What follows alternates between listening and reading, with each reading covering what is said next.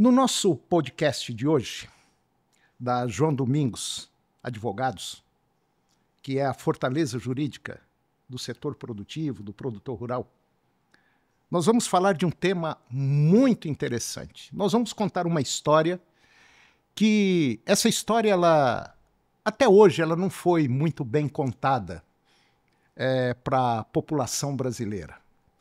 E é de suma importância que a população conheça um pouco do passado, porque é através do passado que a gente chega lá no presente, lá longe, aonde a gente quer chegar. E essa conversa que eu vou ter hoje aqui no nosso podcast é uma conversa que eu tenho certeza absoluta que ela vai mexer com você, porque ela fala da história do Brasil, de um pedaço da história do Brasil que é altamente importante. E uma boa parte do Brasil, principalmente a região centro-oeste, norte e nordeste, ela foi muito beneficiada com esse algo que aconteceu aqui na região centro-oeste, mais especificamente no estado de Goiás, onde foi implantada. Eu estou falando da criação de Brasília, do Distrito Federal, que hoje é um marco muito importante para a economia, para a sociedade, para o desenvolvimento, principalmente da região centro-oeste, norte e nordeste, para o mundo também, mas, de maneira geral, como eu disse, muito pouca gente sabe da história. E para falar sobre essa história real que está escrita nesse livro aqui, esse livro, ele foi escrito por nada mais, nada menos de uma pessoa que é muito importante, não só para o estado de Goiás, mas para o Brasil também, Volmir Terézio Amado. Volmir Terézio Amado, ele foi reitor da PUC Goiás por simplesmente 5 mandatos. E se a gente for falar, eu já disse isso em alguns programas aí, se a gente for falar do currículo do Volmir, pelo amor de Deus, vai aí um bom tempo, porque em termos de educação, de conhecimento, Volmir Amado, professor Volmir Amado, como é conhecido, ele dispensa qualquer comentário. É uma pessoa altamente importante e ele foi iluminado, ele foi agraciado e teve muita vontade em escrever esse trabalho aqui, A História da Transferência da Capital Federal do Brasil.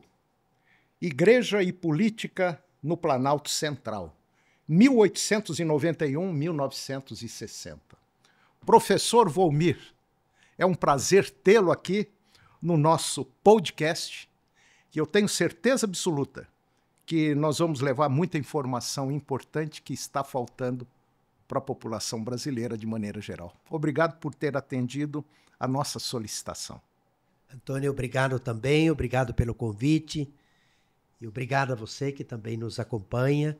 Para mim é uma alegria muito grande estar aqui e conversarmos, compartilharmos um pouco daquilo que pensamos, que estudamos, de nossas vidas, de nossas caminhadas, dos sonhos, das esperanças, das apreensões, das angústias, mas sobretudo desses laços fraternos e solidários que nos irmanam no presente, rumo ao futuro, na responsabilidade intergeracional. E obrigado também pela generosidade com que você me considera, e é recíproco também. Tenho muita admiração pela sua trajetória, sua longa caminhada no jornalismo, na comunicação no estado de Goiás, e sua contribuição grande ao desenvolvimento econômico, social de nosso querido estado. Sobretudo sua atenção para com a área da agricultura, da pecuária, do agro. E isso é muito importante, porque a sociedade tem também, vamos dizer, dos diversos setores da vida social, precisam desta comunicação. E uma comunicação em que os setores compartilhem, comuniquem, se expressem. E assim é que se constrói conjuntamente a democracia, o diálogo, o encontro de diversos segmentos e se constrói a identidade de povo. Então, para mim, é uma alegria muito grande estar aqui nessa conversa. Professor Volmir, muito pouca gente sabe que Brasília, vamos dizer assim, o Distrito Federal, ele teve uma participação fundamental, mas fundamental mesmo, através da Igreja Católica, principalmente dos dirigentes que estavam aqui no estado de Goiás. E vou dizer assim, num palavreado para você entender.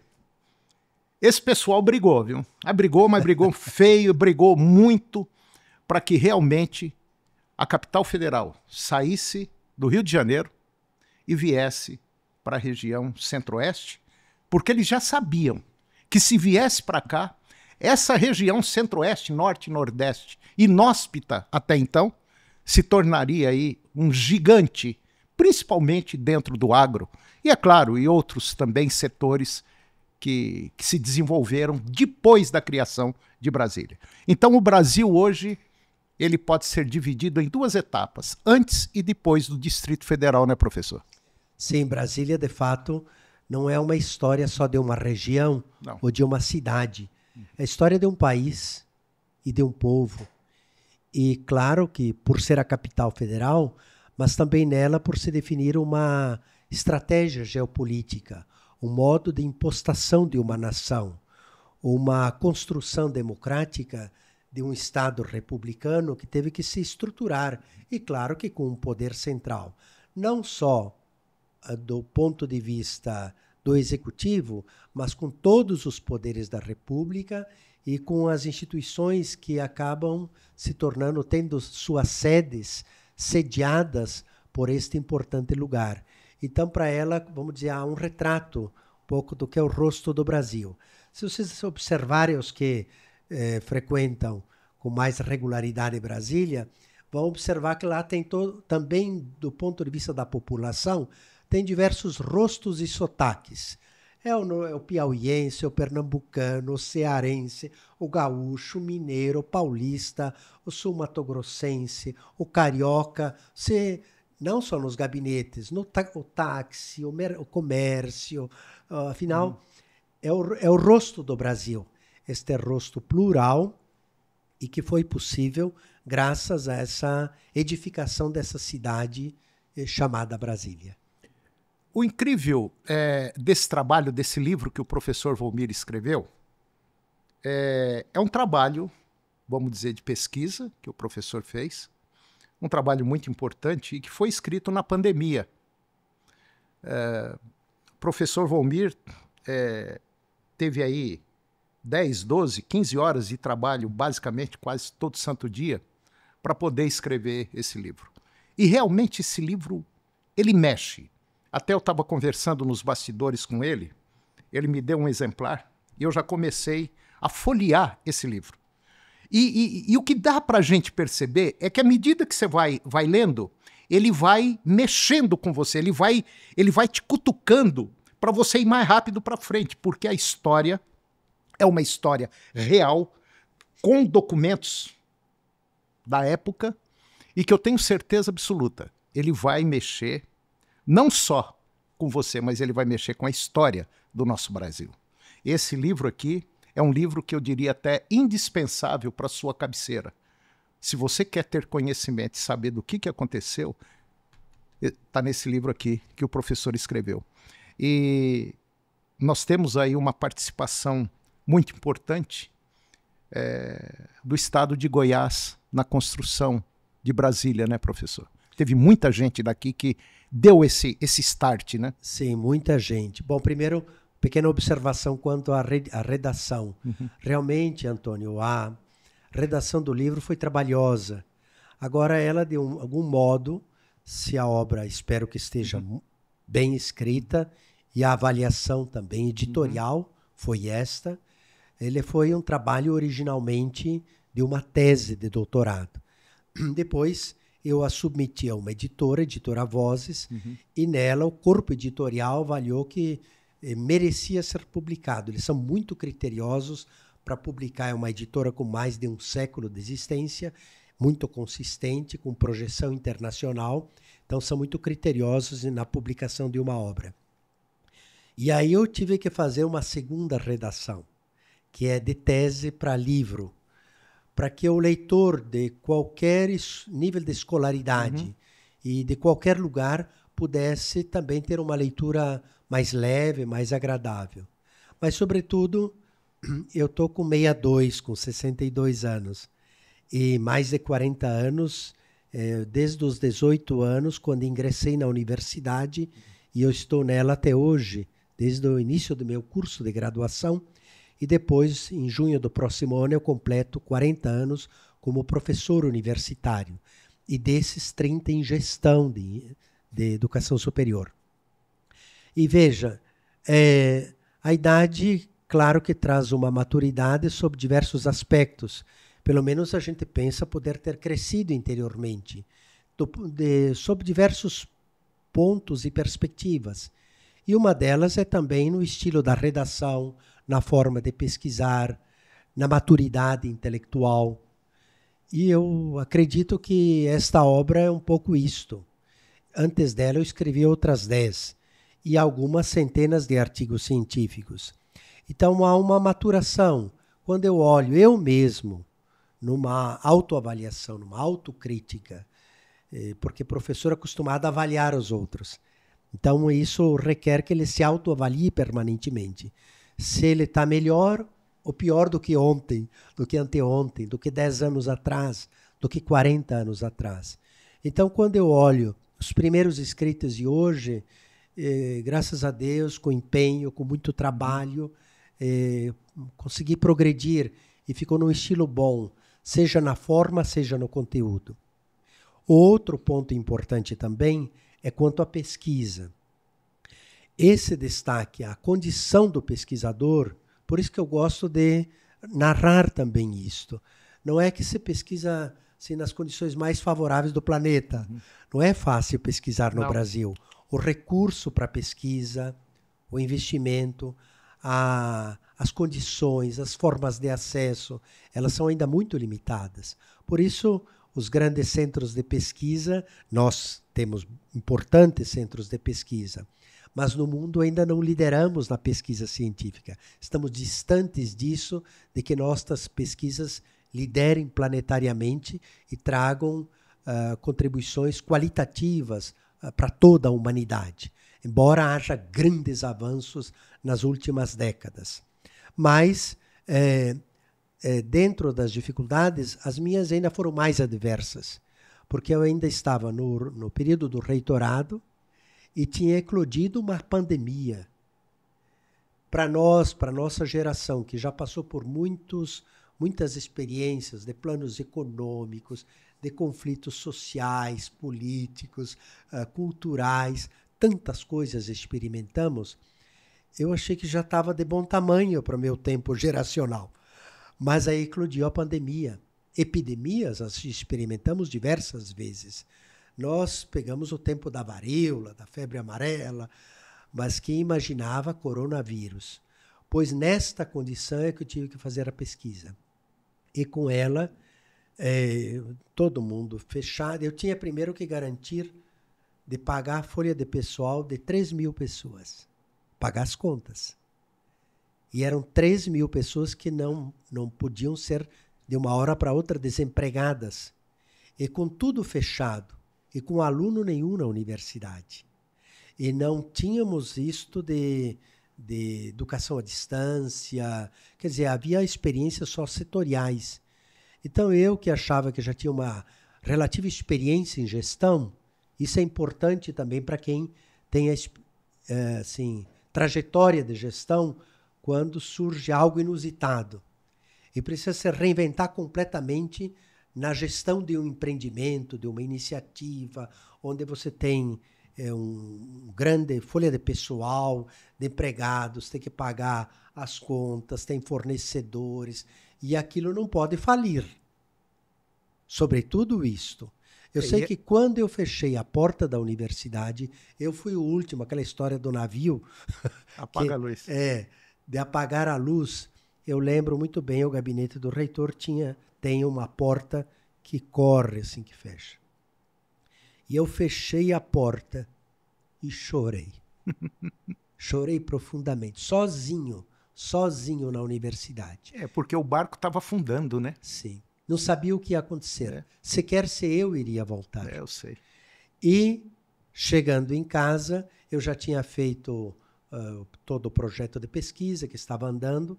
Então, eu intercalava para as atividades de gestão, por telefone, por reuniões virtuais, por e-mail, a melhor forma que se podia resolver na ocasião. E aí me colocava a pesquisar. Eu começava às 8 da manhã e parava meia-noite. Interrompia para as refeições, de domingo a domingo, porque no domingo não tinha missa, não tinha passeio no parque, não tinha caminhada, não tinha sair, tinha que cuidar no mercado de compras com todo zelo. E no mais, era tudo recluso, todo mundo fechado. E aí que eu ia pesquisando. Quando dava meia-noite, a esposa, eu estava lá no escritório, na biblioteca, lá de casa, pessoal, e ela ou tocava o telefone, o celular, ou ela gritava, como é que é? Vamos deitar? Ou vamos jantar? E assim foi. A pesquisa foi feita nestas condições. E graças a Deus foi um belo trabalho, porque se por um lado havia o medo coletivo, as sirenes que passavam pela frente do nosso prédio com ambulâncias, com corpo de bombeiros, com alertas, fiquem em suas casas. Por outro, serviu para um recolhimento maior, um foco que eu procurei ter, a saúde mental, o equilíbrio interior, a inteligência toda voltada para objeto de pesquisa em que eu estava trabalhando, e o grau de concentração foi tamanho que eu nunca tinha experimentado algo assim na vida. Então, isso para poder compartilhar com o senhor, mas também para quem lida com gestão, para quem lida com pesquisa, dizer que as coisas não são feitas assim facilmente. Depois, quando ter o aplauso, a gente fica confortado com isso. Mas chega no final da jornada e diz, como dei conta de fazer com tais condições existenciais e socioculturais e políticas, econômicas daquele tempo, a pesquisa assim. Então eu dou graças a Deus de ter feito essa travessia também, de ter este resultado que posso deixar como contribuição. Professor Volmir, é muito difícil fazer gestão? É muito difícil fazer gestão. E a gestão ela vai se reformulando ao longo do tempo, com transições daquilo que, no passado, eu lembro, quando fiz a primeira vez, fizemos um planejamento estratégico para uma década, com curto, médio e longo prazo, com metas, com cronograma, recursos financeiros, tudo projetado. Quanto queremos alcançar em dados qualitativos, qual a abrangência, como vamos pagar as contas para isso, com estas metas, neste contexto aqui de Goiás em que nós estamos, com as condições históricas e institucionais que nós estamos, com esta quantia de pessoal, com este grau de qualificação de gente, com estes problemas, com estas ameaças, com estes riscos, com esta conjuntura precisa. E, afinal, conseguia projetar por uma década. Hoje, se conseguir existir um planejamento estratégico por um ano, já está bom, no meu modo de ver. Porque a mudança da sociedade vai com tamanha velocidade que é algo impressionante. Atropelador. Sim, as tecnologias, no caso meu, que é a área da educação, as tecnologias educacionais, as novas metodologias participativas, aquele jeito de 40 anos atrás que se dava aula, hoje, com a interatividade das novas tecnologias educacionais, já a estrutura, a organização da sala de aula se organizava, por exemplo, tudo com as carteiras, com o quadro giz lá na frente, isso não existe mais, são circulares, ela tem diferentes faces, a sala de aula de um lado, do outro, ela tem equipamentos diversos, elas têm mesas circulares, ela tem interatividade com aparelhos celulares, em que os alunos vão interagindo, ela tem a pesquisa imediata na internet, isto deste ponto de vista pedagógico, mas depois tem, do ponto de vista dos recursos humanos, do ponto de vista financeiro, as formas de aplicação, de investimento, os laboratórios, são mais de 400, no nosso caso, laboratórios existentes na universidade, não são só insumos, eles são soft, que mudam permanentemente, o gestor tem que cuidar, no caso de uma universidade, desde ração pro boizinho, para a ovelha, para os cursos de zootecnia, de agronomia, de veterinária, até cadáveres, para o pessoal da área de saúde poder estudar. Então você tem que prever toda uma complexa estrutura de equipamentos, de aeronaves para ciências aeronáuticas, a um data show para uma aula expositiva, eventualmente.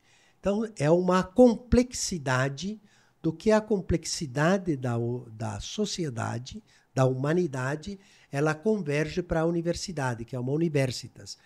E nela, o gestor ele tem que congregar, ele tem que ter o espírito de colegialidade, o esforço de unidade, o respeito à diversidade, a proatividade, a resiliência para enfrentar as dificuldades, a projeção programática de recursos para não afundar no mês seguinte, sobretudo instituições como a que eu presidi durante décadas, e que você precisa fazer o recurso.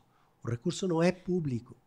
O recurso você tem que fazê-lo mensalmente, projetar o 13º, o pagamento de férias, projetar a compra de equipamentos, os insumos, os fornecedores, os veículos, o trator, o caminhão, tudo.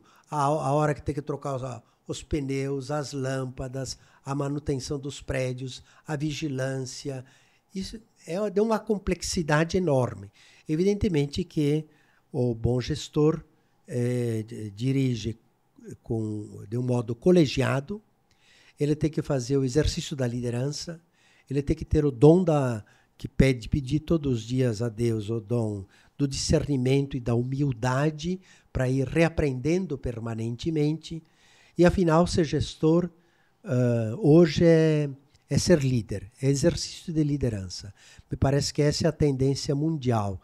Grandes gestores do planeta são, sobretudo, grandes líderes que conseguem captar percepções coletivas e ver como esta coletividade, esta grande comunidade, caminha sob paradigmas, referências, sonhos, expectativas, com caminhos concretos, no dia a dia, congregando, potencializando, descobrindo valores, captando talentos, articulando as pessoas entre si, pacificando os conflitos, atenuando as tensões e convergindo para um caminho conjunto. Não é fácil liderar equipes e liderar uma comunidade muito grande.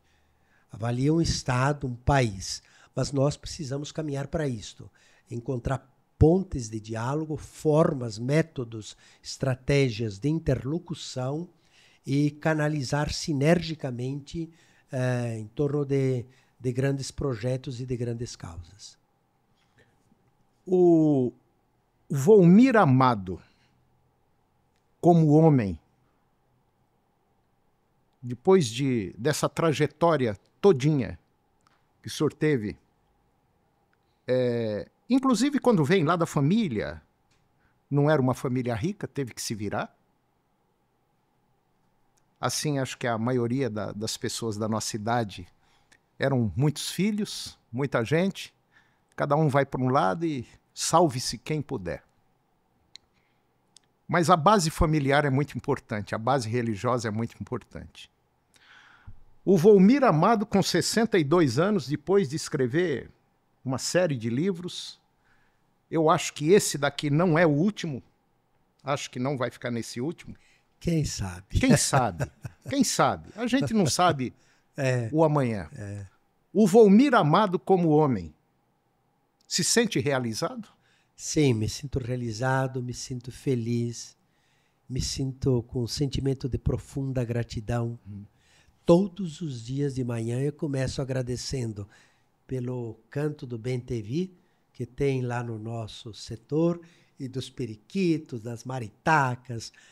Aos 62 anos de vida, todas as fases que eu pude experimentar, a todos os que eu conheci já perdi, já os partiram, mas ficaram em mim. Sei. E a todos os que tenho, desde os filhos, a netinha, a esposa, os amigos, os adversários, os que criticaram porque me ajudaram a crescer. E sou agradecido pelo dom da fé, da inteligência, pelas oportunidades tidas. Sou muito agradecido, muito feliz. Eu vim de uma família de 7 irmãos, os 2 últimos gêmeos. Nasci no interior do Nordeste do Rio Grande do Sul. Depois, com 14 anos, entrei para o seminário, fiz o ensino médio em Veranópolis. Depois, com um sonho missionário, vim para Mato Grosso do Sul. Ali eu cursei filosofia na década de 1980. Então faz um tempinho. Depois de 9 anos, de uma caminhada na vida franciscana capuchinha, eu interrompi, iniciei um outro ciclo e me tornei professor, fiz concurso na própria UCDB, Universidade Católica Dom Bosco. De lá que apareceu concurso na hoje PUC e na UFG, prestei ambas, passei, me tornei também efetivo na Universidade Federal, depois, em razão da gestão na Universidade Católica, então é que eu mantive exclusividade nessa instituição. E me casei, pai de 2 filhos, a filha já tem o doutorado, está encaminhada, e casada, o filho piloto, formado em ciências aeronáuticas, pilota um jato. Agora também, simultaneamente, ele fez o curso de psicologia. Agora ele está pegando já o diploma. E, final, uma vida construída, seja do ponto de vista profissional, seja do ponto de vista familiar, pessoal. Consegui tocar meus estudos, fiz 2 especializações na década de 80, depois fiz o mestrado em História, fiz todos os créditos do mestrado em Educação. Estava no doutorado em História quando fui chamado para ser reitor, em 2002. Antes eu tive funções na Secretaria Executiva da mantenedora da universidade, depois tive experiência como pró-reitor de graduação e, como se disse, 5 mandatos de reitorado, com muitas realizações também. Desde uma emissora de televisão, construímos um centro de convenções, um convênio com o Hospital Santa Casa, a criação de diversos cursos, dentre eles o de medicina. Depois tivemos a universidade, foi uma conquista inusitada na história, se tornou Pontifícia Universidade. São 1.800 universidades católicas do mundo, apenas 27 são PUCs, uma delas é aqui de Goiás. Depois daquela, foi em 2009, não teve mais nenhuma. Antes dela, 25 anos antes, havia tido a PUC do Paraná. Então, sim, uma projeção internacional. Então, acho que tivemos muitas conquistas. Sou muito agradecido a Deus por esse caminho e sobretudo, esse recolher estas coisas todas no coração com gratidão. Isso está... Claro que aos poucos vai se elaborando e também aprendendo a entrar nesse outro ciclo da vida. Depois dos 60, são outras as experiências. Claro que dentro é o menino que sobrevive.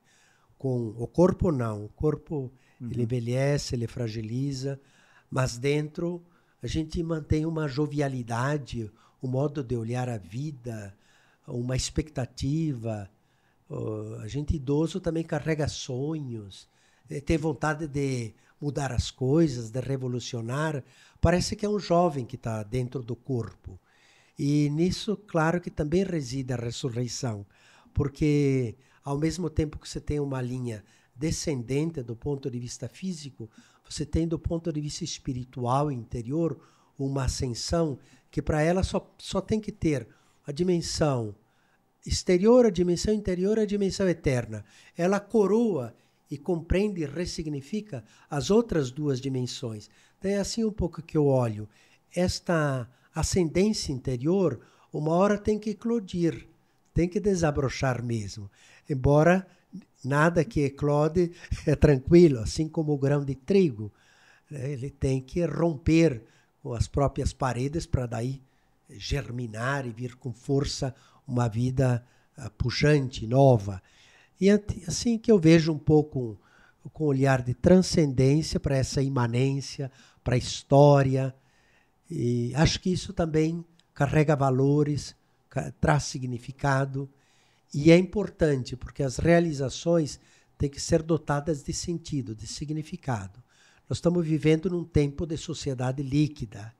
Assim, está todo mundo, parece que afundando as crises. Nós nunca tivemos um tempo geracional com tanta depressão, índices altíssimos de suicídio, inclusive entre pessoas que se professam religiosas. Então, é realmente preocupante esse tempo histórico, que a âncora não está achando fundo, os alicerces, o sustento. E isso tem que ser edificado, Antônio. Então, quando você fala realização pessoal, isso é muito importante, porque estes componentes todos também são gestão, também são exercício de liderança, também são rumo da humanidade. Eu fiz essa pergunta pelo seguinte, porque eu olho, de maneira geral, todos nós temos aí os nossos pecados, os nossos defeitos, nós temos aí uns monstrinhos ainda na nossa cabeça, mas a gente tem que começar a trabalhar isso para poder ter uma paz interior. O dinheiro é fundamental, mas não é tudo na vida. O cara era tão rico que só tinha dinheiro. Entendeu? Isso não é fundamental.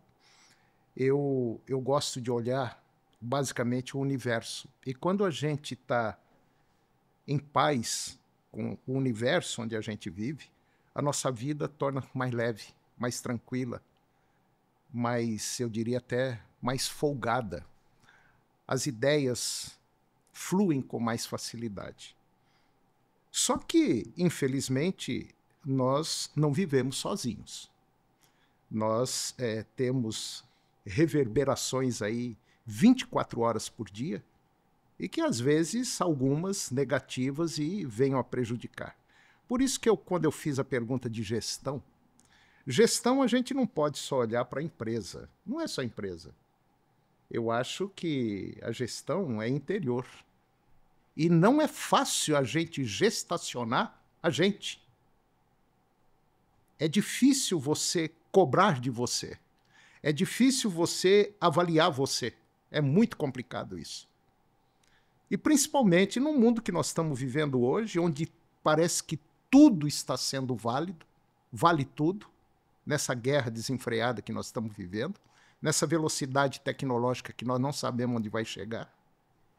E eu vejo que, de maneira geral, falta muita preparação, principalmente religiosa, pela maioria das pessoas com quem a gente convive. Eu convivi, graças a Deus, tive a alegria de... Eu comecei a reitor muito novo, com reitores, gestores muito importantes do Brasil e do mundo. E, dentre eles, um deles já falecido, irmão Clemente Juliato, o irmão marista, que presidiu também por muitos anos a PUC do Paraná. Ele fez o pós-doutorado em gestão na Universidade de Harvard. E ele conseguia fazer, além de interiormente fazer a sua vinculação da questão de valores com gestão, ele conseguia construir isso também como metodologia. Então, aprendi muito com ele sobre, por exemplo, gratidão, reconhecimento, construção de sentido de vida. Então, aquilo depois se desenvolve também como estratégias. Por exemplo, alguém que está há 40 anos fazendo comunicação, esse merece pelo menos um honra ao mérito, merece uma homenagem, um aplauso. Alguém que fez uma obra, ali você tem pedreiros, tem os serventes, tem o que cuida da pintura, todos da são parte importantes. hidráulica, da parte elétrica. Então você chega para inaugurar aquele pequeno espaço, chama todos.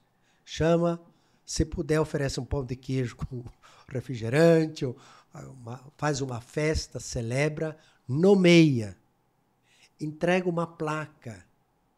Quanta gente eu pude fazer uma entrega de honra ao mérito assim, depois casualmente visitava a casa daquele servente, daquele pintor, e me recebiam na sala, como toda a visita.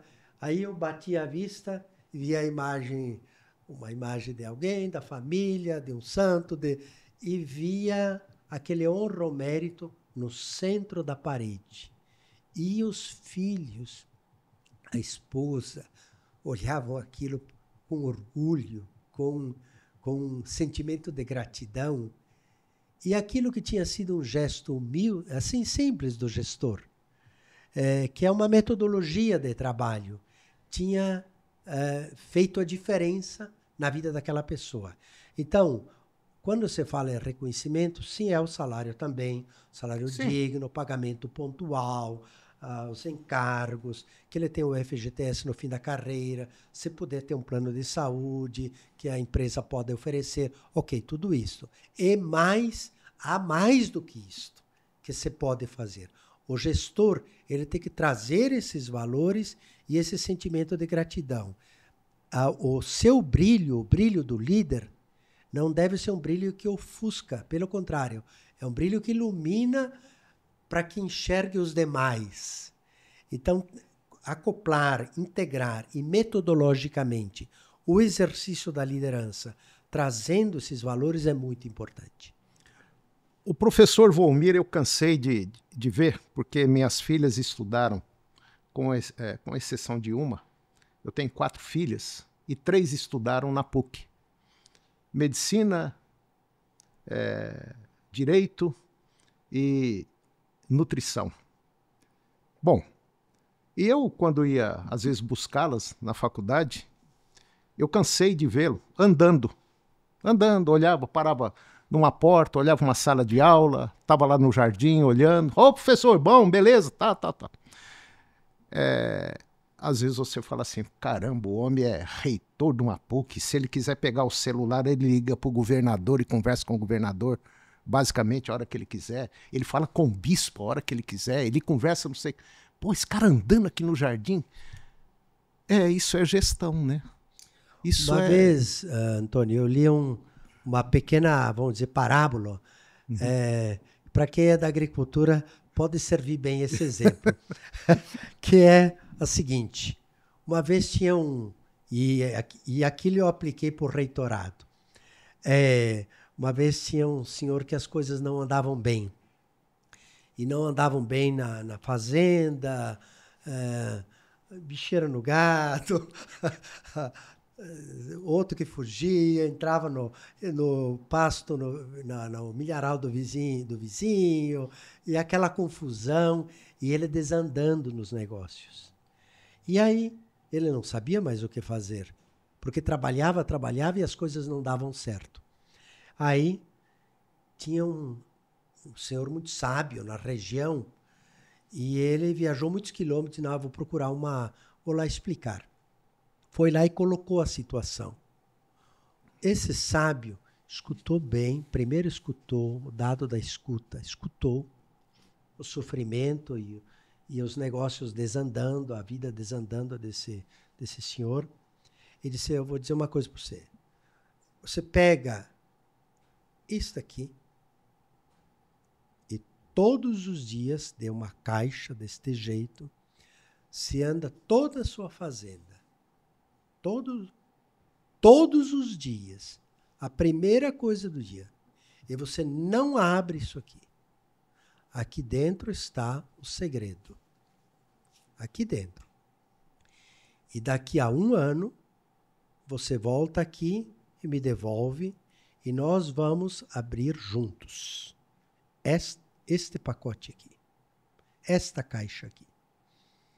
E ande com ela. E todos os dias. E assim ele fez.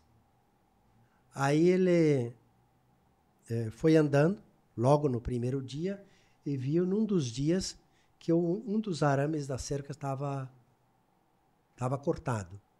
Aí já emendou aquele. No outro dia ele viu que tinha o pasto lá na frente que estava secando e que precisava refazer aquele pedaço da pastagem. Então aí ele... Na outra semana ele percebeu que precisava colocar sal lá no tal lugar. Aí ele colocou. No mês seguinte ele percebeu, foi percebendo as coisas e foi consertando.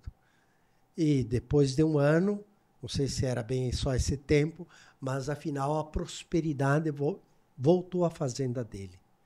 Aí ele foi muito agradecido ao sábio e disse: agora eu quero descobrir o que tem nessa caixinha.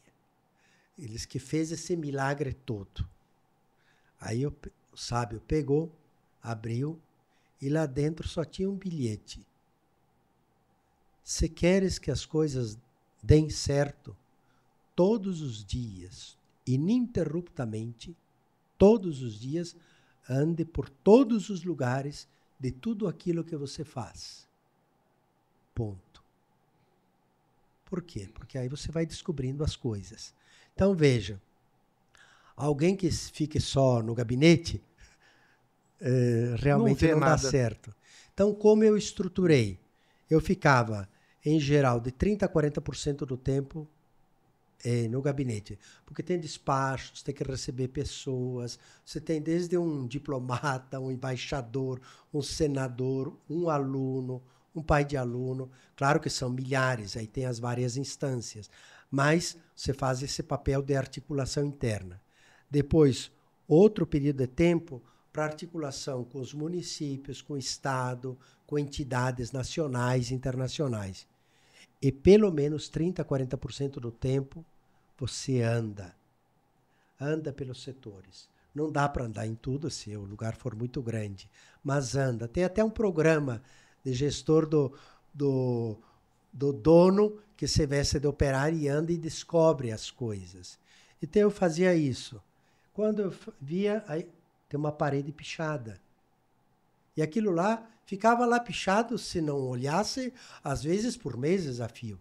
Então é o olho do dono, é o olho do líder, não é? O outro era da pessoa que estava lá insatisfeita.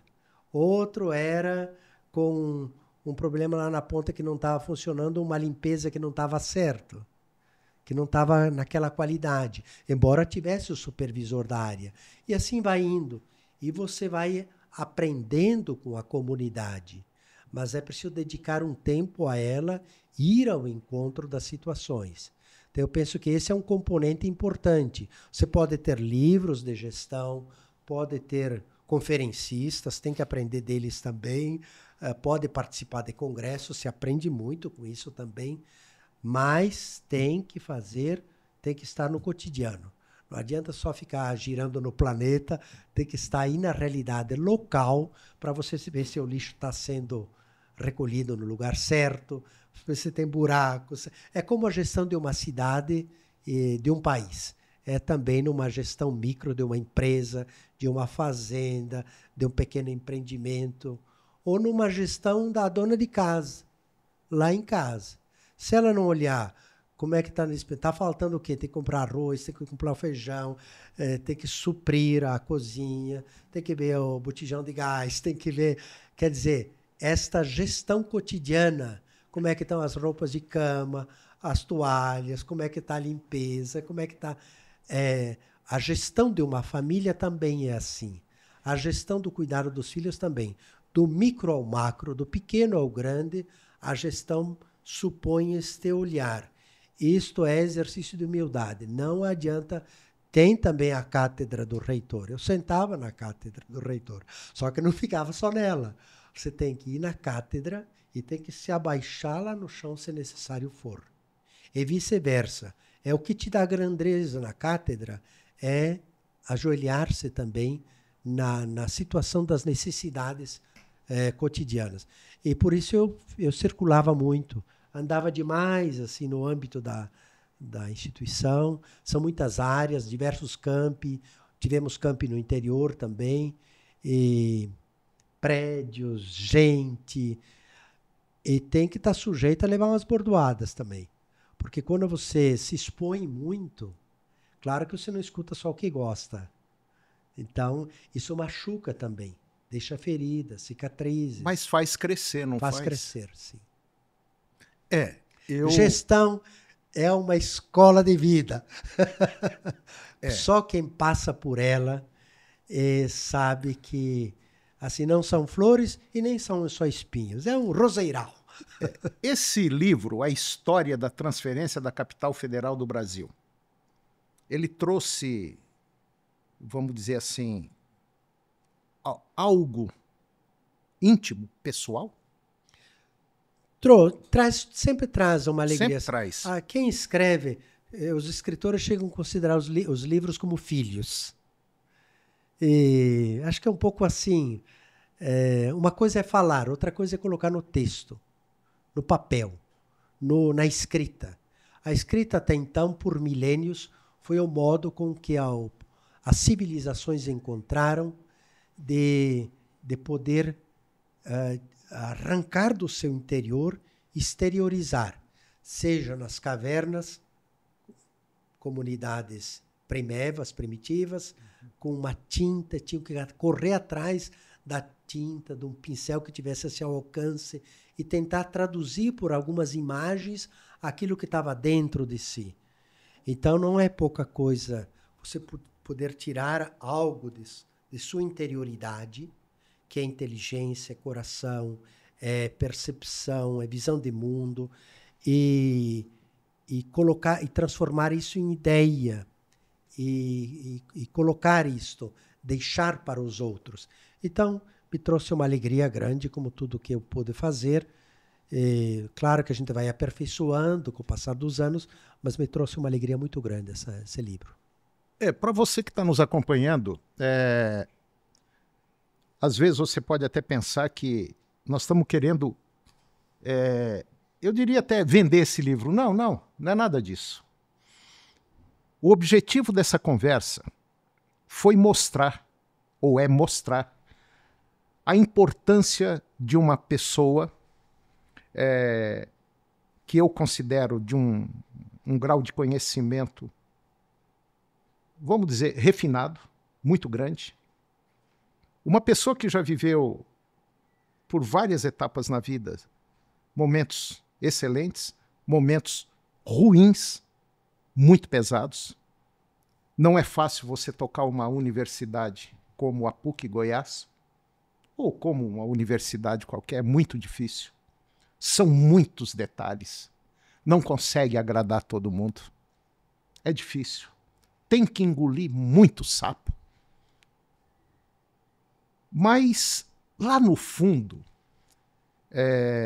te dá satisfação, te dá prazer em continuar vivendo e fazendo mais e muito mais, não só pela vida pessoal, pela família, mas também pelos outros. Eu acho que não tem ninguém que consegue viver sozinho. E nós temos que buscar todo santo dia um equilíbrio muito grande interior para a gente conseguir, ou pelo menos chegar perto daquilo que nós queremos. Isso é dentro do agro, é fora do agro, é na educação, é na família, é com a gente mesmo. E aí eu pergunto, professor Volmir Amado, falta alguma coisa na vida para falar, caramba, posso morrer em paz? Bom, eu penso que ainda falta muito, ainda tem muito para ser construído. E se pode dar uma contribuição e se pode continuar crescendo até o último suspiro. Não se deve parar nunca. Claro que em contextos diferentes, recolocando-se neles, na sua própria condição.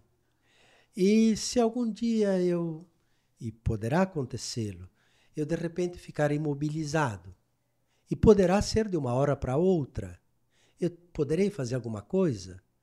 E eu digo por isso, vivência própria, 2 anos atrás eu tive um acidente e fiquei com os 2 braços quebrados. A esposa me dava banho, me levava no banheiro, me penteava o cabelo, escovava o dente, dava comida na boca. E eu estava assim, mas eu podia rezar. Eu podia lembrar dos filhos. Eu podia fazer uma avaliação interior. Eu podia ainda ler, ainda tinha a graça de enxergar. Então a gente pode, até o uso da consciência, até o final, até o último respiro, sempre há algo por fazer. Sempre há algo por fazer. E este olhar prospectivo e de esperança e de sentido de vida, parece que é importante para qualquer fase, porque a gente vai passando por fases diversas. E algumas se encerram também. Mas se abrem outras. Só que tem que cavucar, tem que ir atrás, tem que correr. Tem que estar preparado, Tem que estar preparado. E não é a questão do tamanho, mas é do significado que mora naquilo. Às vezes preparar um almoço é grandioso. É grandioso aquilo. Às vezes limpar um vaso sanitário é grandioso aquilo.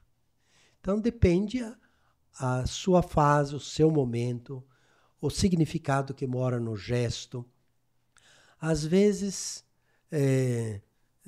só rezar pela humanidade não é pouca coisa. Às vezes, conversar com os netos e contar uma história pessoal que você transmite uma cultura da civilização ou uma história. Quantos de nós escutamos a história dos avós e lembramos com carinho aquilo? Até hoje.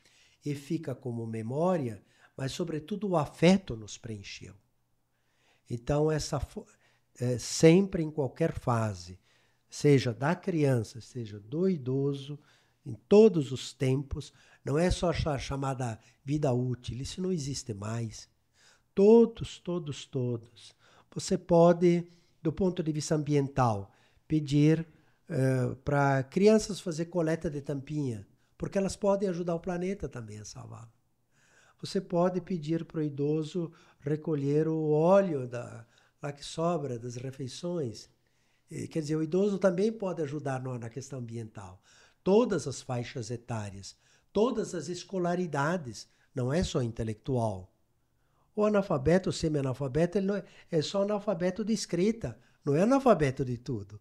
Ele sabe fazer coisas. Às vezes sabe fazer o bordado, às vezes sabe costurar, sabe cozinhar, sabe tantas coisas que se sabe.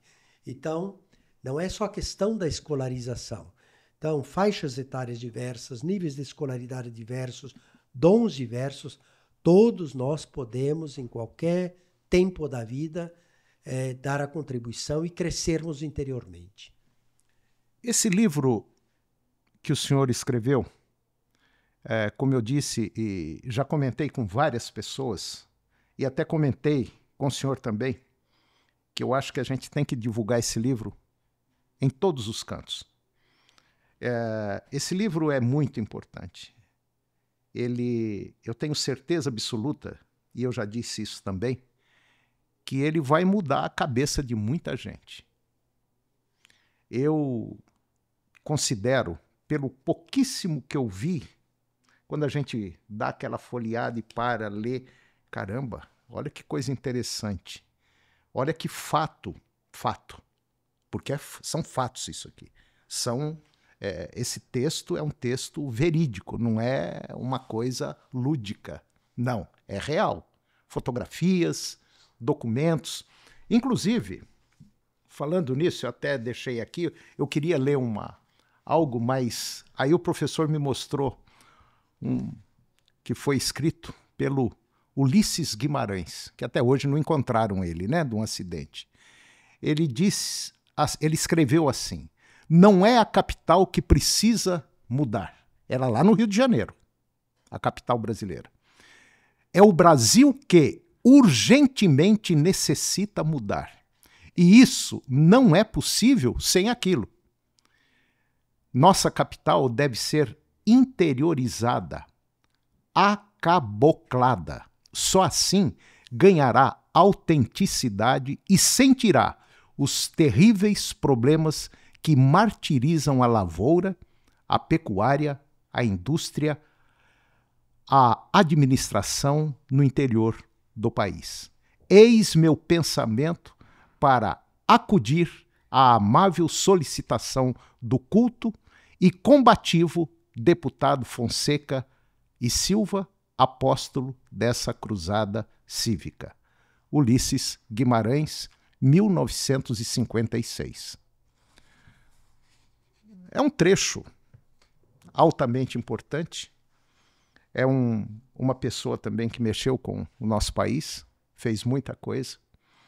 E esse trecho que eu acabei de ler é um de dezenas e centenas de textos interessantes que tem aqui. Inclusive, nesse livro aqui tem até um sonho, né? Sim, sonho de Dom Bosco. Um sonho muito interessante.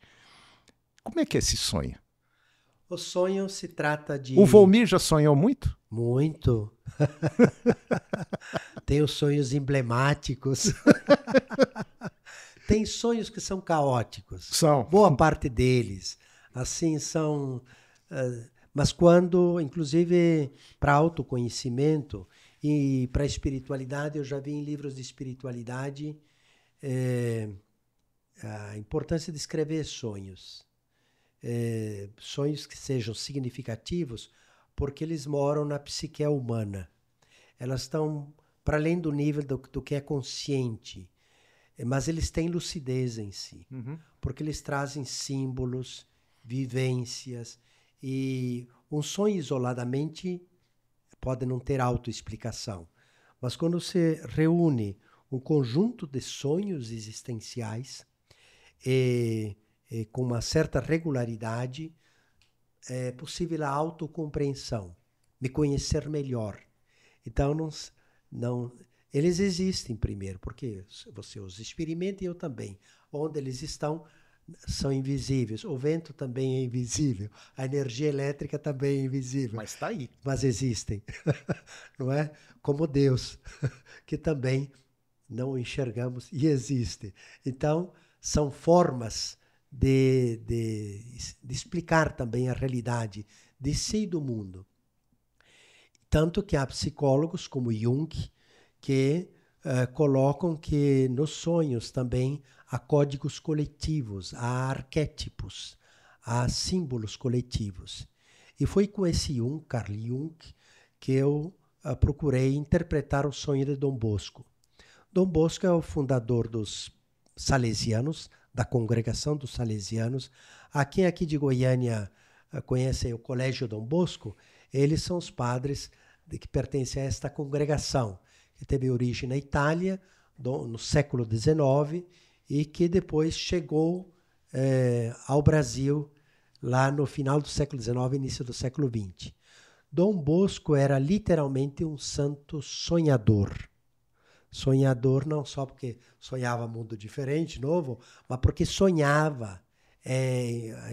A psique onírica dele. Enxergava. Ele enxergava. E aí, ele era tão relevante os sonhos que ele tinha, que ele pedia para escrever. Tem um livro com em torno de 50 sonhos de Dom Bosco. Então ele pedia para um confrade da congregação que ele havia fundado que escrevesse. Então tem uma obra em italiano, não sei se está traduzindo no português, que é Sonhos de Dom Bosco. E muito da espiritualidade da congregação ele tirava dos sonhos.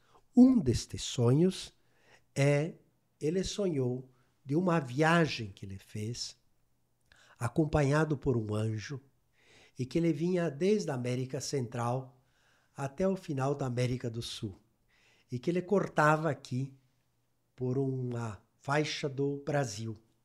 E nela ele localizava, mais ou menos em certas coordenadas do país, do Brasil, que haveria uma grande civilização, eles diziam, tipo uma terra prometida, um lugar que corre leite e mel, um centro irradiador, uma força civilizatória. E escreveu isso aí. Os padres dele, da congregação, nem tinham chegado ao Brasil ainda. Isso é século XIX. Muito bem, isso aí ficou guardado e pronto. As décadas se passaram e quando chegou, o que eu fiz no trabalho? Eu procurei usar cada símbolo que ele trouxe como imagem onírica para dizer, ou para tentar compreender por que ele sonhou esta construção onírica. Porque ele fez, dentro de sua psique inconsciente, porque ele fez essa construção dessa história.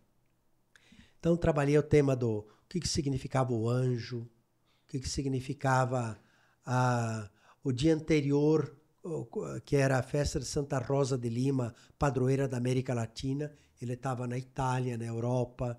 O que significava a viagem, porque ele fazia uma viagem vertiginosa. O que significava o salão em que ele estava e que sentia aquele burburinho de gente e o cansaço dele com aquele ruído todo. Então eu fui trabalhando cada elemento do sonho. E parei por aí no sonho, porque foi isso que eu consegui decodificar com a base de Carl Jung, da questão dos códigos, dos arquétipos, dos símbolos. Muito bem, este é um aspecto do sonho. O segundo deu a década de 50 e estava muito difícil de convencer Israel Pinheiro, convencer JK, convencer os políticos que depois deram essas declarações. Estava muito difícil de convencê-los a que a capital federal devia ser plantada aqui no centro do país, que era só cerrado. E fazendas e tudo mais. Então, o que os que estavam lutando aqui em Goiás fizeram? Pegaram o projeto, a ideia da construção de Brasília e eles não podiam dizer ipsis literis, ad literam, ao pé da letra, que o sonho de Dom Bosco era Brasília. Mas eles colocaram a foto de Dom Bosco no projeto e entregaram. Israel Pinheiro era devoto de Dom Bosco, havia estudado em escola salesiana, já ficou comovido. E assim foi que também ajudou a convencer, porque havia outros lugares em que a Goiânia, inclusive, tinha a ideia de ser construída, mas principalmente Triângulo Mineiro e Belo Horizonte. Então... O JK era mineiro. Mineiro, claro. E lá também é bastante próximo do centro do país, não é? O fato que, com o sonho de Dom Bosco, ele foi colocado como, vamos dizer, uma força inspiradora. Eu usei um outro viés, então ele foi instrumentalizado politicamente para convencer. E se você olhar lá em Brasília, o primeiro lugar edificado é uma ermida, forma de Dom Bosco, ao lado do Lago Paranoá. Porque lá teria sido um dos pontos que ele teria colocado das coordenadas, porque está no sonho as coordenadas. Não bate bem com precisão, mas, afinal, eles fizeram lá a homenagem a Dom Bosco como esta referência que imaginou Brasília, que sonhou Brasília, o primeiro que sonhou Brasília. E depois eu tento trabalhar um outro autor chamado Mircea Eliade. Este autor ele trabalha história das religiões no mundo e ele procura olhar também sobre lugares, quando são fundados. Então, todo lugar precisa de um mito fundacional. Ninguém gosta de dizer que nasceu ao acaso, mas que tem uma intenção transcendente. Eu nasci por acaso. Eu não tive intenção nenhuma de ter nascido. nós gostamos e temos essa necessidade de dizer que não viemos a passeio, que tivemos uma intencionalidade para vir neste mundo, e do mesmo jeito, coletivamente, uma cidade, um povoado, uma família, não gosta de dizer, nem diz, eu vim ao acaso. Assim é sobre Brasília. Então, o sonho de Dom Bosco, é o segundo capítulo dessa obra, ele tem também esse significado de mito fundacional. Se constrói em torno deste sonho e de Dom Bosco um mito. Mito não é que é fantasioso, é mentira. Mito é uma construção. Todas as civilizações têm seus mitos. E o mito ele confere de um jeito simples um significado que todos entendem, com uma certa narrativa. Pode ser onírica, pode ser... O mito adâmico de Adão e Eva, os vários mitos. Tem civilizações que dizem, nós nascemos do milho, porque o milho era o alimento principal. E o milho se transforma em vida, em sangue, em pensamento, em espírito. Ele alimenta o corpo. Então, para povos da América, com a descoberta do milho, foi algo fantástico. Tem outros que dizem, nós nascemos das águas.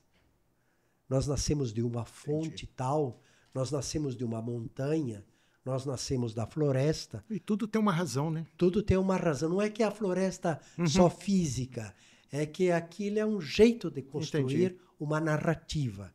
Então, o sonho de Dom Bosco ele tem um significado não digo psicanalítico, mas de arquétipo psicológico. Ele funciona como mito fundacional e ele funciona como narrativa política para a construção de Brasília.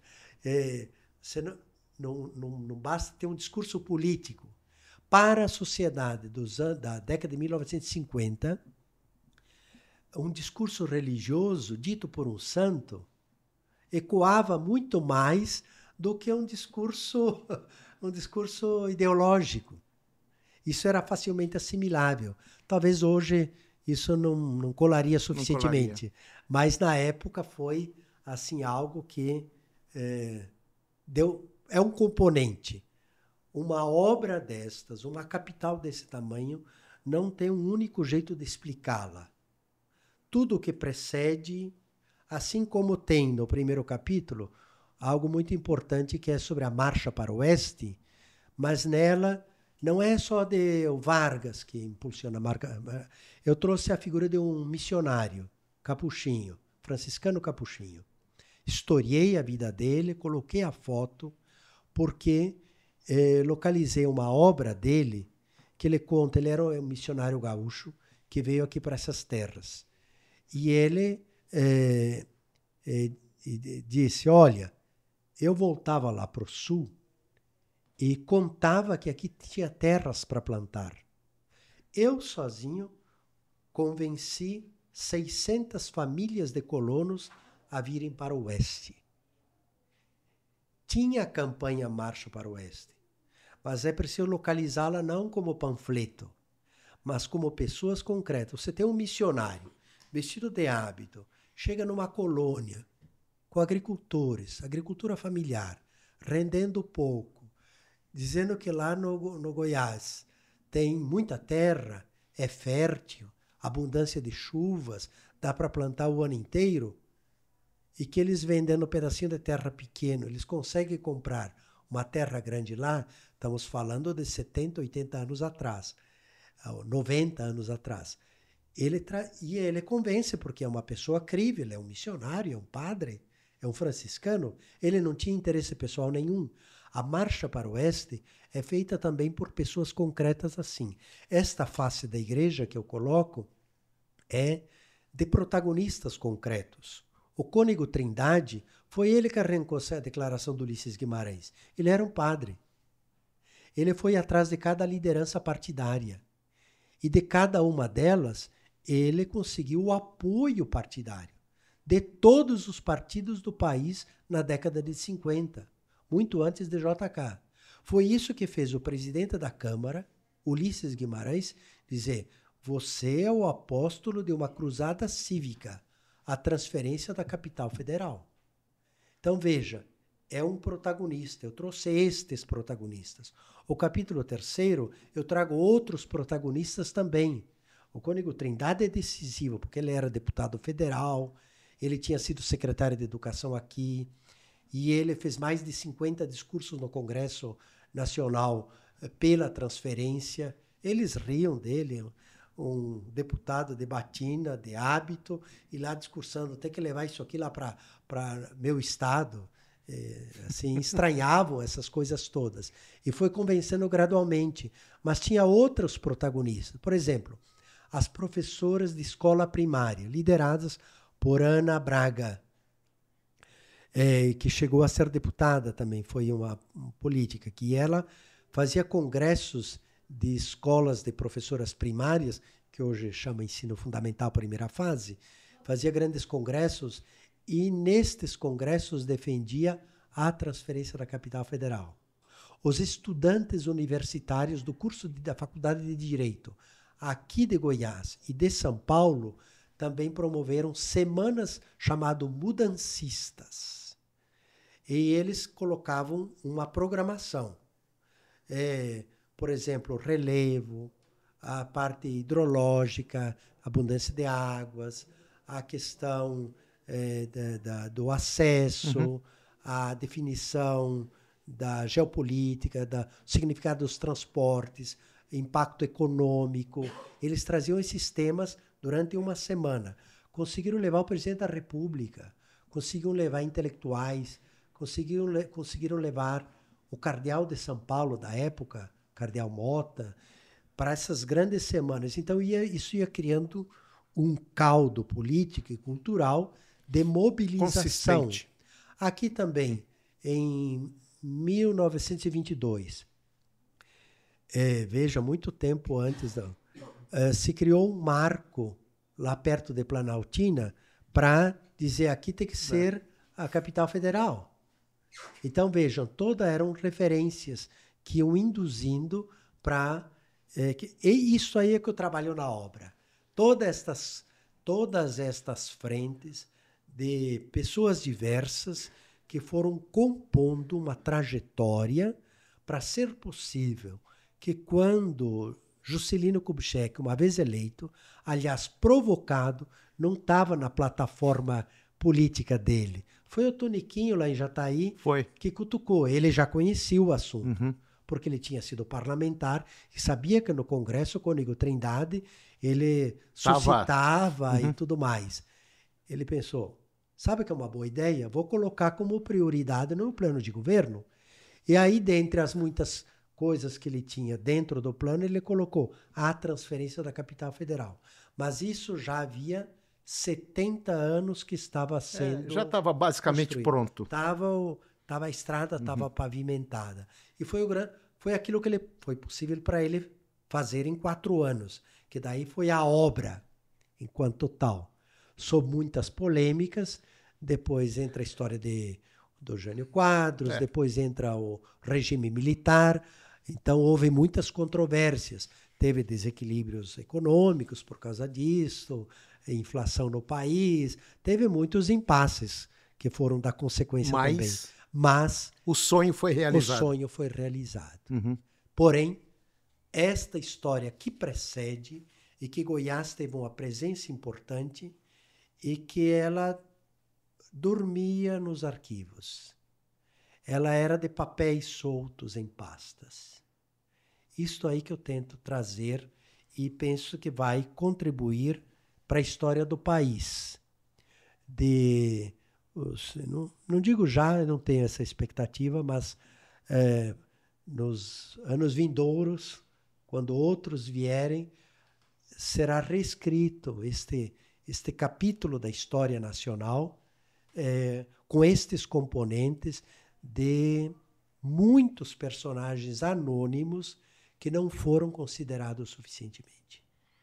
Bom, quando o professor Valmir fala dessa maneira, ele está simplesmente colocando para todos os brasileiros um bom pedaço da história e a importância do Distrito Federal, da construção de Brasília, para o desenvolvimento do nosso país.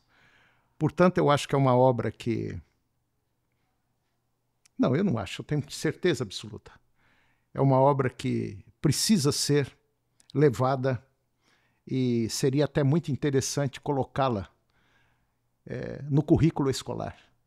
Para todo mundo ler isso aqui, que realmente o brasileiro não gosta muito de história, parece que não liga muito para a história. E o desenvolvimento da região centro-oeste, desenvolvimento da região norte e nordeste, começou, quer dizer, cresceu muito mais o nosso desenvolvimento com a criação de Brasília. Então, eu gostaria, professor, de parabenizá-lo. Francamente, eu fiz questão de levá-lo ao meu programa de televisão, programa de rádio, trazê-lo aqui, e pode ter certeza absoluta que eu vou lutar para levar isso aqui mais para frente, porque realmente é um best-seller. Best-seller educacional, que todo mundo precisa conhecer. Eu agradeço a sua presença, esses minutos que nós passamos aqui juntos. Eu acho que foi muito importante, não só para mim como conhecimento, mas também para João Domingos Advogados. Eu gostaria, nesse momento, de fazer a última pergunta. O senhor falou dos filhos, do filho, da filha, da netinha, do livro, da mulher. Ô, vamos, vem dormir, tal e coisa. Só que o senhor não falou dela. Qual a importância dela? Não, peraí, ué. O delegado tá aí, ó. Ela está aqui nos acompanhando. Né? Ela tá aqui. É a companheira de longa jornada. Tenho muito a agradecer a Deus então, pronto. por ter conhecido a Sueli. Somos casados há 36 anos. Quando começamos a namorar foi 40 anos atrás. E foi a companheira da minha vida. Horas alegres, tristes, na doença. Se as pessoas soubessem aquela história da alegria padre... na doença. O que na doença eu achei que era gripe. Não, achou que era gripe. As doenças são outras, assim, ainda mais profundas. Então foi uma companheira que Deus me deu nesta vida e eu agradeço muito por tê-la. Foi assim decisiva também na criação dos filhos, porque eu não, com essa atividade toda que contei por senhor, e ela esteve junto e próxima, e graças a Deus eles estão bem educados e está no rumo, né? Estão no rumo, graças a Deus. Isso é importante. Criados e bem criados. Então, sobretudo esta presença de companhia comigo e de criar bem os filhos se deve muito ao mérito dela. Mas também ela construiu sua trajetória profissional, ela se empenhou nos estudos. Quando eu a conheci, ela era costureira, ajudava a mãe numa viela aí no centro de Goiânia. E se empenhou, tinha o ensino médio, foi atrás, foi estudar filosofia, pedagogia, fez especialização, fez mestrado. Ela também correu atrás. E ela fez parte daquela transição de geração que a mulher vai ajudando o marido, vai colaborando com a casa, com sua realização profissional. Então, além de ser a companhia do afeto, da formação da família, do cuidado para comigo, do amor que ela sempre nos dispensou, e a mim, sobretudo, da segurança emocional, do porto de diálogo e de encontro, do oásis do amor e do afeto que eu tenho na vida. Foi minha companheira nisso tudo e, simultaneamente, o seu projeto de vida, de realização profissional, de empenho, de exercício de liderança, a sua personalidade, isso tudo ela foi mantendo também. Então foi uma entrega e foi uma autorrealização. Então essa é a Sueli que eu posso dizer assim poucas palavras sobre 40 anos de uma convivência. Não é fácil. Muito mais do que a metade da minha vida. É verdade. Nós estamos juntos. Bom, professor Valmir, mais uma vez eu quero agradecer a sua presença. Enriqueceu demais o nosso trabalho. Eu acho que deu para eu aprender. Na verdade, eu aprendo todo dia, mas a aula que eu tive hoje foi uma aula muito importante no nosso Agro em Debate, mais um podcast da João Domingos Advogados, a fortaleza do produtor rural. E eu quero passar um brinde para o senhor, que o senhor guarde esse brinde. Esse é o do sábio. Esse é o do sábio. Se quiser abrir, pode abrir. Eu vou abrir, mas no momento oportuno. Tá bom, vou fazer combinado. Como aquele fazendeiro que queria ser exitoso e caminhou com o pacote pela sua fazenda. Pois é, esse daí eu tenho Obrigado, certeza viu? que vai ajudar, principalmente porque ele gosta de fazer um churrasquinho de vez em quando. Ah, bom demais. Obrigado, Antônio. Eu que Obrigado agradeço. a vocês que nos acompanharam. Obrigado.